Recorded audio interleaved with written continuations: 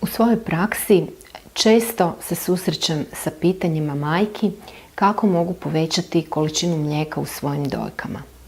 Kako mogu za svoje dijete osigurati dovoljno mlijeka. Često se javlja strah da mlijeka nema dovoljno, naročito u početku, u prvim danima, tjednima nakon poroda. Fiziološki količina mlijeka doista postepeno doseže količinu koja je potrebna djetetu. To su fiziološki razlozi i same potrebe djeteta i samog procesa koji ima određeni svoj postepeni tijek.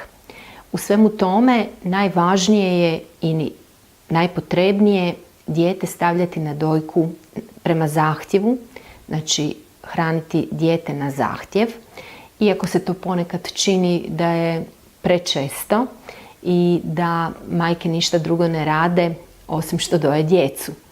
No, fiziološki najprirodniji način da će poticajem i stimuliranjem dojki, svojim sisanjem, dijete utjecati na stvaranje veće količine mlijeka u dojkama.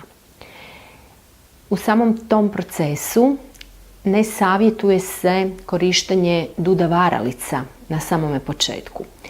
Dude varalice utječu na nenutritivno sisanje kod djeteta, što znači da dijete će vjerojatno prihvatiti dudu varalicu, sisati je, no međutim možda upravo u tom trenutku će imati potrebu za određenom količinom hrane koju bi dobilo ukoliko bi bilo postavljeno na dojku i paralelno s tim samim sisanjem dijete bi utjecalo na novo stvaranje, odnosno na stvaranje novih količina mlijeka u dojkama. Druga situacija koja se preporučuje, odnosno postupak koji utječe na veću produkciju mlijeka u dojkama je svakako dodatno izdajanje, bilo ručno, bilo pomoću mehaničke izdajalice.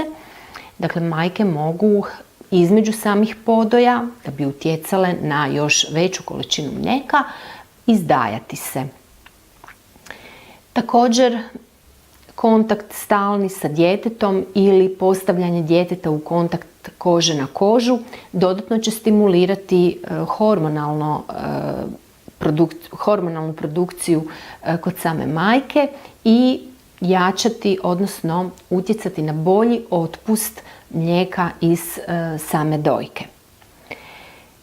Majkama se savjetuje da doista budu što opuštenije u tom periodu, da se hrane prema svojim potrebama, da uzimaju dovoljno tekućine također prema potrebi i da ne idu i ne odlučuju se na nekakvu drastičnu dijetu. Također, ono što se ne bi preporučilo jesu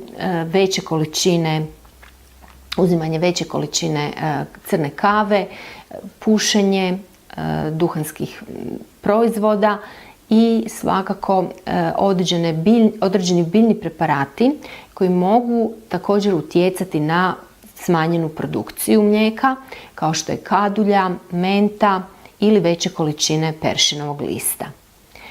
Od lijekova ne preporučuju se antihistaminici. Također, dobro je utjecati na veću količinu mlijeka i prilikom dojenja stimulirati same dojke, primjenjivati položaje koji najbolje mogu usmjeriti i pomoći djetetu da se postavi na adekvatan način na dojku i da može biti učinkovito u samome sisanju.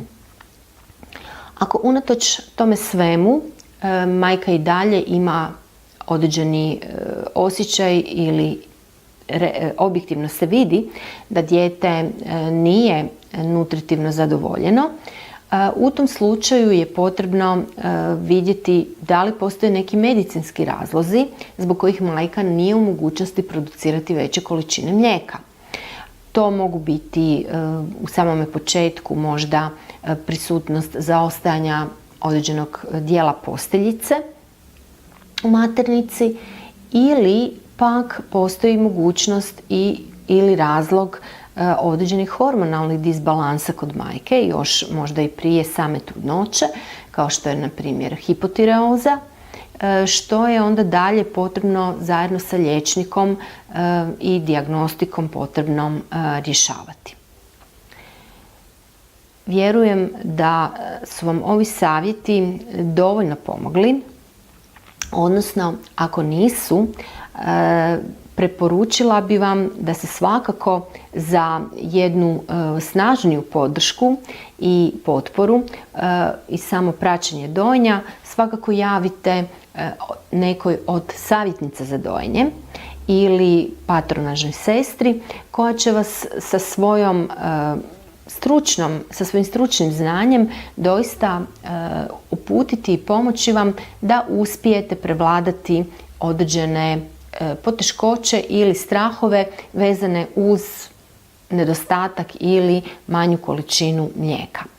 Svakako stručna pomoć i podrška je izuzetno važna i dobro je potražiti takvu mogućnost koja danas je relativno i dostupna. Hvala lijepa.